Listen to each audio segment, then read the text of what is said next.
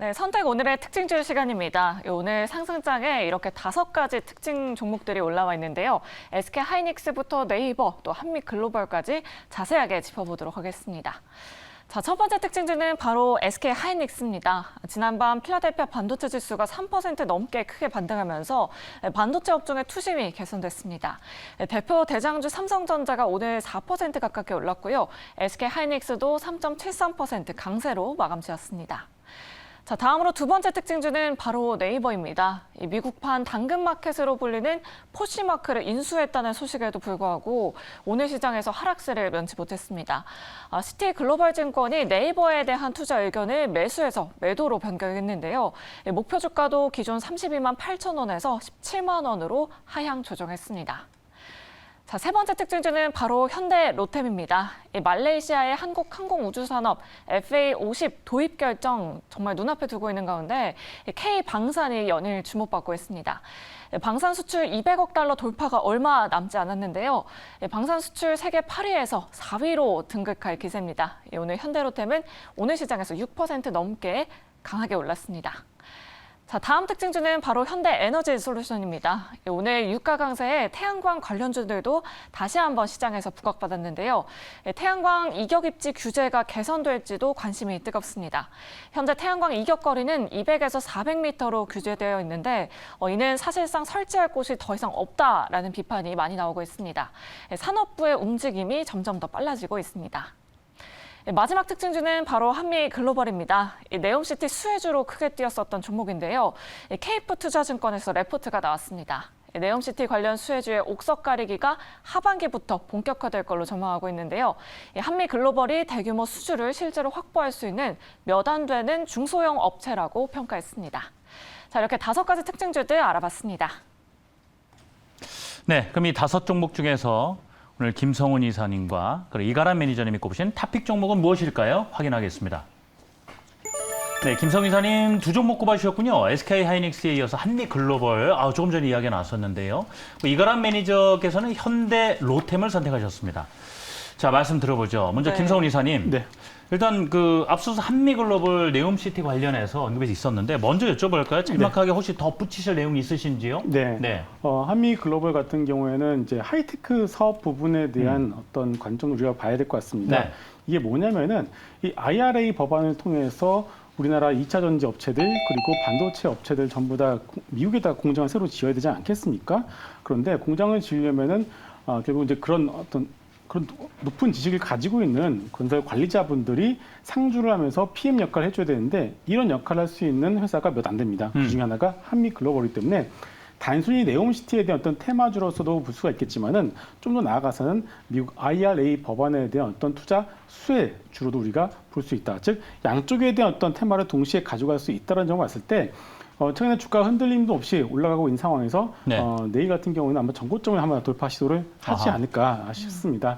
그런데 이제 시가총액이 한 2,500억 정도 되는데 이런 얘기가 좀 수급적으로 봤을 때도 네. 이제 많이 올라간 테마주들의 경우에는 공매도에 타겟이 됐는데 현재 코스닥 150 종목을 제외한 나머지 종목들은 공매도가 허용이 되지 않고 있습니다. 이런 것들을 봤을 때도 여전히 테마주 어떤 대장주로서 한미글로벌을 좀 하다못해 단기적인 관점으로라도 여러분들이 좀 접근을 해보셔도 나쁘지는 않을 것 같습니다. 알겠습니다. 그럼 이 뒤를 이어서 SK 하이닉스를 바로 여쭤야 되는데 지금 유튜브 채팅창에 지금 반도체 이야기도 많이 나옵니다. 지금 물량 조절한다는 이야기가 있는데 그게 좀 반등 요소가 될지 아니면 한쪽에서는 반도체 지수도 좀 확인해봐야 되는데 네. 지금 재고도 많은 상황이고 네. 여러 가지 그만큼 고민이 많다는 말씀이거든요. 근데 네. SK 하이닉스 오늘 탑픽 종목으로 꼽아주신 이유는 뭔가 분명히 긍정적인 부분이 보여서실 거 아니에요. 그렇죠. 예. 일단은 그 IT, 특히나 이 삼성전자와 SK 하이닉스를 가지고 계신 개인 투자자분들 상당히 많지 않았겠습니까? 그런데 이 IT 섹터, 특히나 반도체가 반등을 하기 위한 여러 가지 조건들이 있는데 그중에 몇 개가 반도체, 그러니까 하이닉스와 삼성전자가 가지고 있는 제조가 좀 바닥이 나던가 아니면은 가동률이 떨어진다던가 아니면은 고객사가 가지고 있는 재고가 줄어든다던가 아니면은 마지막으로 감산을 한다던가 이런 전제 조건들이 확인이 되어야지만 주가가 적어도 반등의 어떤 시그널을 찾을 수가 있는데 일단은 마이크론 테크놀로지가 먼저 감산에 대한 부분을 얘기를 했고요. 네. 그리고 우리나라에서도 삼성전자가 10월 말에 있을 컨퍼런스 콜에서 이 감산에 대한 부분들을 충분히 언급을 할 가능성이 높아 보입니다. 그리고 장이 끝나고 나서 뉴스가 또 하나 나왔는데요. 삼성 이재용 부회장이 이런 오만전자를 탈피하기 위해서 적극적인 주주 친화 정책을 내놓아라라는 식으로 내부적으로 주문을 한 것 같습니다. 네. 이런 것들을 봤을 때 적어도 주가는 삼성전자와 SK하이닉스 모두 저점을 잡았을 가능성은 상당히 높아 보입니다. 그런데 여기서 V자로 뻗어 나가기까지는 조금 좀 부족한 부분도 있는 것은 사실이거든요. 그런데 하지만 우리가 희망을 하나 걸어볼 수 있는 것이 반도체 업황과는 별개로 만약에 지금 환율이 현재 1,430원대에서 왔다 갔다 하고 있는데 환율이 11월 FOMC 어떤 기대감 여러 가지 어떤 이슈를 통해서 환율이 피크 아웃을 확인을 한다라면은 한국물을 그동안 비워놨었던 외국인들의 경우는 한국물을 살 수밖에 없고 그렇다면 어떤 종목을 가장 먼저 많이 사겠습니까? 바로 전자와 하이닉스밖에 일 수밖에 없습니다. 이것은 업황과는 별개로 한국물을 사야 된다라는 것을 봤을 때는 현재 환율에 대한 피크아웃에 대한 어떤 기대감 그리고 감산에 대한 부분들 캐펙스 투자를 또 축소 이런 것들을 맞물려 봤을 때는 적어도 저점은 잡았을 가능성은 높기 때문에 현재 시장이 조금 흔들리고 있는 와중이지만 적어도 전자와 하이닉스가 지수를 잡아준다라면은 네. 적어도 여러분들이 뭐 하다못해 다른 중소형주를 매매를 할 수도 있고요. 그리고 좀 장기 투자의 관점에 봤을 때는 전자 하이닉스를 모아가는 상당히 중요한 어떤 변곡점이지 않을까 싶습니다. 네, 반도체 업황 자체는 조금 부진하게 보지만 환율이 좀 안정화되면 외국인이 무조건 담는 종목이 바로 전자 종목이다 이런 말씀이신 거죠? 맞습니다. 네, 알겠습니다. 자, 그렇다면 이가람 매니저님의 탑픽 종목도 함께 살펴봐야 될 것 같습니다. 현대 로템을 오늘 꼽아주셨어요. 네. 사실 이제 태조 이방원 방산주 끝났나 싶었는데 현대 로템이 다시 또 살아났습니다. 계속해서 좀 지켜봐도 괜찮을까요? 뭐 아직 지정학적 리스크가 끝났다라고 보기에는 좀 어려운 측면이 있고요. 뭐 네. 오늘 같은 경우도 러시아에서 뭐 핵 관련 얘기가 계속 올라오고 있었거든요. 예. 근데 계속 우크라이나가 그 러시아의 이제 합병 얘기 이후로도 다시 한 번 더 지금 지정학적 리스크를 계속 걸고 넘어지고는 상태이기 때문에 아직 끝나지 않았다라고도 보여지고 그다음에 실적 관련 모멘트에 상당히 많은 것 같아요. 그래서 사실 이번에도 3분기 실적 그러니까 어닝에 대한 추정치가 계속적으로 상향되고 있는 종목이기 때문에 기관들도 다른 종목들과 다르게 계속적으로 매수세가 좀 연속적으로 들어와 주고 있는 것 같습니다. 그래서 이번에 KT전차 같은 경우도 기존에 언급된 나라 이외에도 다른 나라에 대한 언급도 굉장히 많아지고 있는 상태이기 때문에 지금과 같은 약간 좀 지정학적 리스크가 끝나지 않은 관점에서는 현대 로템도 아직도 조금 더 모멘텀이 살아있지 않나 이렇게 말씀을 드리도록 하겠습니다. 그렇군요. 지금 아직 방산주에 대해서는 여전히 좀 관심을 가져야 될 시기다. 네. 좋습니다. 지금 저희가 이제 지금 특징주 탑픽 종목을 말씀을 나누면서 사실 굉장히 상징적인 종목들이잖아요. 네. 그러니까 SK 하이닉스도 그렇고 삼성전자 외국인 많이 들어보다 보니까 시장 일단 뭐 코스피 지수나 코스닥 쪽 전반적으로는 조금 안정을 찾을까라는 거에서 좀 연결지어 고민하시는 분들이 있는 것 같아요. 네. 이에 대한 이가람 매니저님 생각은 어떠십니까? 오늘 수급군이랑 연결해서 봤을 때. 일단은 예. 조금 전에 언급하셨던 네. SK 하이닉스가 저도 굉장히 중요하다고 예. 보고 있거든요. 왜냐하면 이제 반도체에 대한 업황은 아직 나아진 건 없지만 뭐 앞으로 좋아질 거에 대한 기대감이 굉장히 많이 들어가고 있는 것 같아요. 실제로 어느 차트를 보더라도 지금 환율 같은 경우도 굉장히 많이 좋아지고 있는 상태이기 때문에 뭐 환율을 보거나 어떤 거를 보거나 굉장히 좋아지고 있습니다. 그리고 제가 차트를 보여드리면 지금 이게 달러 원 차트가 되겠는데요. 지난번에 1,450원을 넘어가는 만에 있다가 최근 내려와 주고 있는 모습이 있습니다. 오늘도 장중에 1,425원까지 내려가는 모습을 보여줬는데 이게 달러 원 환율만 내려오는 게 아니고 미국 달러 인덱스 같이 내려와 줬고요. 이 과정에서 가장 크게 빠진 거는 달러 위안화입니다. 중국에서의 달러 갭이 굉장히 커지고 있다 보니까 달러 위안화가 내려왔는데 이때 가장 먼저 산 종목이 바로 SK 하이닉스가 됩니다. 근데 실제로 봤을 때도 마이크론 테크놀로지가 실적 발표를 하고 나서 감산 얘기를 한 다음에 가장 많이 올라간 게 또 SK 하이닉스가 됐었고 이때도 보게 되면 달러 원 환율이 고가를 찍고 내려오는 과정에서 계속적으로 외국인 매수가 들어오고 있다는 거가 굉장히 특징적이 되겠고요. 예. 근데 외국인 매수 말고도 지금 SK 하이닉스 같은 경우는 기관들도 많이 사고 있습니다. 갑자기 사모펀드가 굉장히 많이 사고 있고요. 네. 지금 연기금 같은 경우도 2거래 연수 들어와줬고 외국인이 4거래에 들어오고 있거든요.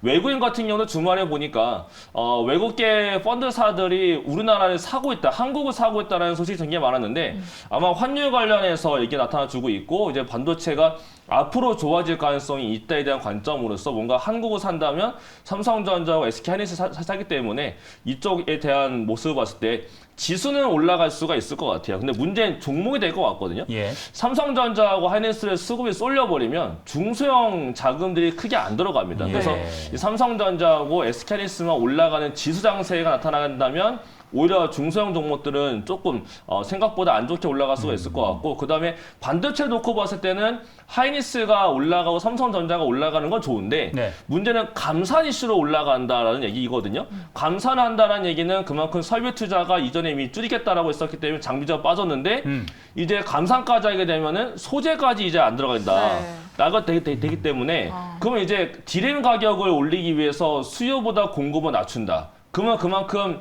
재고 조절이니까 생산을 안 한다는 게 되는 거니까 삼성전자 하이닉스로 올라가는데 생각보다 소부장 종목들은 예. 이익단들이 네. 조금 안 나올 수가 있는 상태이기 때문에 예, 부품이나 이게 하는 그 기업들은 오히려 불이익을 당할 수 있다. 예, 그래서 이제 그런 부분들도 좀 체크를 하면서 봐야 될 필요는 있을 것 같습니다. 예. 그러기 위해서는 중요한. 일단은 뭐 3분기 실적을 좀 네, 확인을 맞아요, 해봐야겠죠. 맞아요.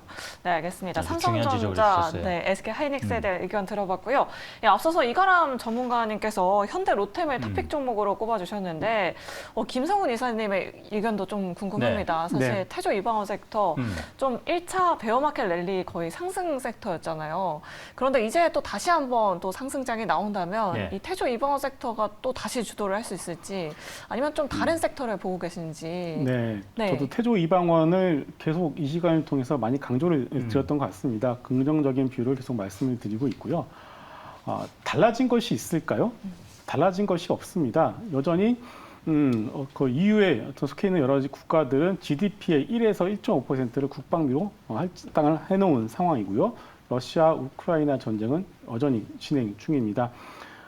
달라진 것은 없는 상황에서 일단 현대 로템 같은 경우가 폴란드에서 수주가 1차적으로 나오면서 전반적인 1차 상승이 나왔고 그 이후에 추가 수주가 아직 나오지 않은 상황에서 시장이 흔들렸기 때문에 주가들이 밀렸지 않겠습니까? 그렇지만 결국은 현대 로템도 그렇고 항공우주도 그렇고 FA50에 대한 어떤 말레이시안 추가 수주에 대한 기대감도 있고요. 그리고 빈살만 왕세자가 우리나라에 온다는 것, 여러분들 이것을 잘 모르시는 것 같은데 방산에 대한 부분도 분명히 협약을 할 겁니다. 네. 일단 빈살만 왕세자가 미국이랑 빠이빠이를 했습니다. 네.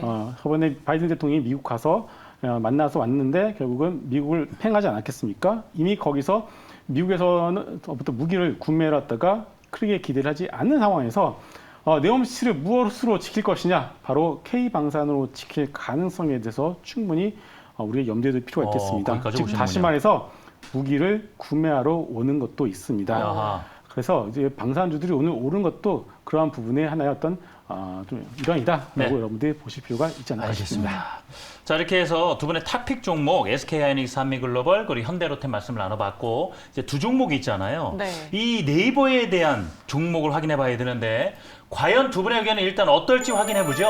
오. 예, 이사님은 예스인데 이가람 네. 매니저님 노 의견을 주셨습니다. 이게 포시마크라는 회사를 인수했어요. 네. 인수한다 그랬어요. 중고 거래 플랫폼이고 네. 이 시장에서 지금 업계 1위라는 거예요. 그러니까요. 그렇다면 매출도 발생한다라는 네. 건데 지금 네이버 주가 흐름이 어떻습니까 오늘? 지금 거의 신저가 참담하죠. 네, 참담하죠. 네카오 예. 가지고 계신 분은 정말 많으실 것 같은데. 그래서 이게 갸우뚱했을 거란 네. 말이에요. 자, 우리 이가람 매니저께 먼저 좀 여쭤보겠습니다. 노 의견을 주셨어요. 아직까지는 심리가 그만큼 안 좋다. 이걸 호재로 볼 수 없다 쪽이세요? 그렇죠. 왜냐하면 네. 이게 오늘 빠진 이유가 또 있는 게 그 인수건이 나오기 전에 작성된 리포트가 하나가 있었어요. 네. 사실 국내 리포트는 아니고 외국계 시티그룹에서 이제 셀 리포트 내놨는데 원래 목표 주가가 30만 원대에 있었는데 갑자기 목표 주가를 17만 원까지 내려버리거든요. 그럼 적정 주가가 17만 원이다라고 리포트가 나오다 보니까 그 인수하고 상관없이 투자 심리 자체가 원차원에 깨지고 외국계에서 매도가 굉장히 강하게 나타나면서 빠진 게 네이버이기 때문에 그렇다면 그동안은 뭐 정부 정책에 대한 문제점도 있었고, 그다음에 금리가 올라가는 구간에서 성장주가 올라가기 어렵다. 이런 컨셉 때문에 굉장히 많이 밀리고 있었던 게 네이버, 카카오였는데, 오늘 이제 외국계 쪽에서 JP모건도 그렇고 시티그룹에서 그렇고 두 군데가 셀 리포트를 해놨는데 목표 주가, 목표 의견 자체를 2단계 내렸다는 것 자체가 지금 투자진이 좀 깬 부분이 있기 때문에 뭔가 뭐 물론 저가 매수에 대한 기회다라고도 볼 수는 있겠지만 그 뭔가 단기적인 관점이나 중장기적인 관점 봤을 때는 조금 더 안정화가 되고 나면 그 다음에 봐도 늦지 않기 때문에 예. 일단 조금 조심하면서 봐야 되는 필요는 있겠다라고 말씀을 드리겠습니다. 네, 저가 매수는 좀 조심하자라는 의견 주셨고요.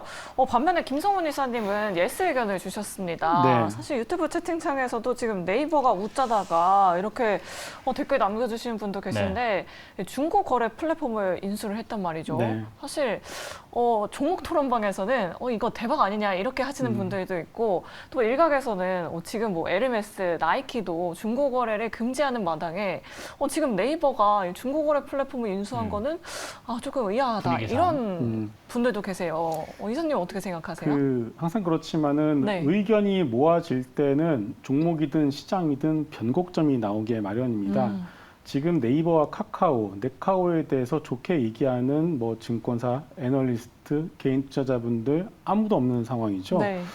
일단 그런 상황에서 네이버, 카카오 모두 공이 고점 대비 3분의 1 토막이 난 상황이고요.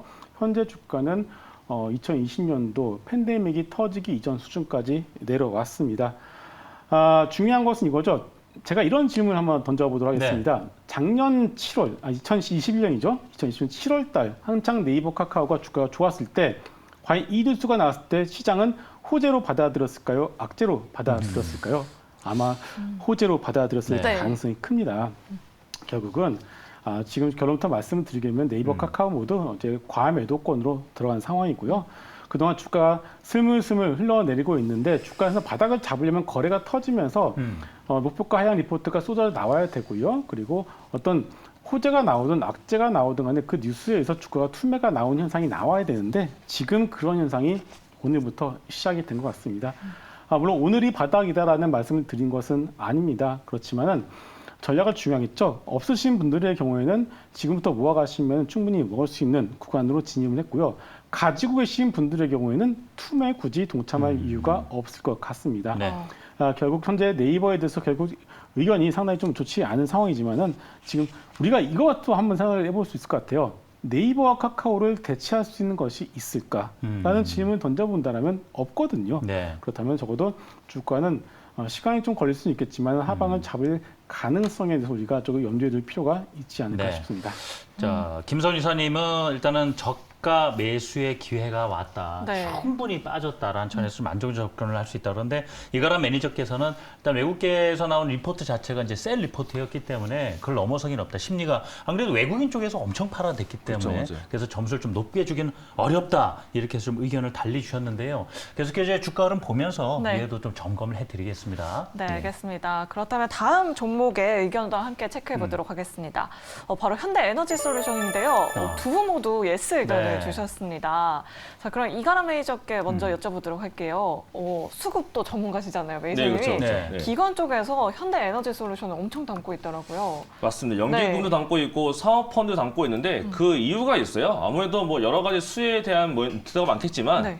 제가 봤을 때는 실적이거든요. 지금 이제 뭐 10월 달에 이번 주는 고용 지표 발표가 있고 다음 주는 CPI가 있는데 그 다음부터 이제 부각될 거는 FOMC도 있지만은 제가 봤을 때는 3분기 실적이거든요. 근데 3분기 실적이 서프라이즈가 나올 기업이 그렇게 많지 않을 겁니다. 근데 그 중에 서프라이즈가 나올 수 있는 기업 중에 하나가 하나솔루션, 그 다음에 현대 엔솔이거든요.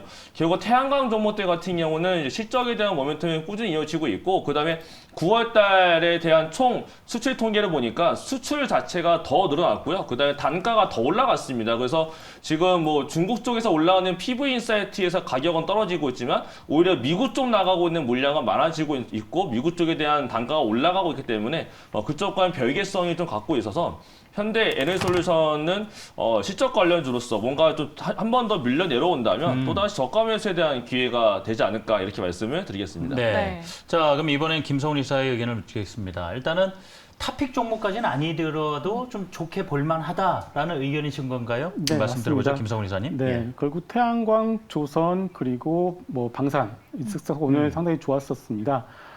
근데 역시나 이거 좀 이게 제가 네. 좀 앞서 나가는 거일 수도 있겠지만 네옴시티를 그냥 짓습니까? 아니거든요. 네. 네옴시티는 신재생 네. 도시로 잠시만요. 이미 네. 네. 잠시만요. 저희가 이제 카메라가 지금 이가람 매니저님을 비추고 있는데 글쎄요. 이게 현대에너지 솔루션 법안의 수혜 차원에서 볼지 단기적으로 봐야 될지 먼저 좀 이 카메라가 좀 비추고 있으니까 카메라가 저를 되게 좋아하는 것 같아요. 예, 아직 말씀이 네. 안 끝났나 싶어서 네, 좀 더 그러니까요. 들어보려고 기다리고 있는 모양입니다. 네. 예. 네, 카메라 좀 좋아하는 것 같으니까 저가 또 눈 마주치면서 한 번 더 말씀드려보겠습니다. 일단은 뭐 인플레 간섭법도 있기 때문에 또 결국 미국에서 계속 인플레 투자 관련된 것들, 태양광 쪽에 대한 투자가 굉장히 많이 발생되고 있는 상태에 있거든요.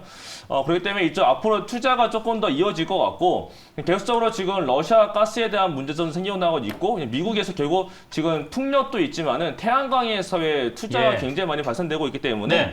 계속 이쪽에서 좀 관심도는 높게 보실 필요가 있지 않을까 알겠습니다. 이렇게 말씀드리겠습니다. 자, 그럼 카메라 다시 한번 김성훈 이사님을 네. 잡아주시겠습니까? 한번 잡아봐 주세요. 카메라.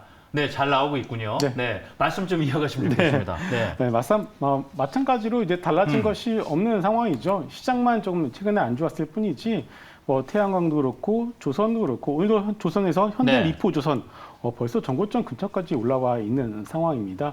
그리고 방산도 마찬가지겠죠. 그리고 제가 아까 잠깐 말씀을 드렸지만 네옴시티 같은 경우에는 신재생 도시로 이제 표방을 하고 있습니다.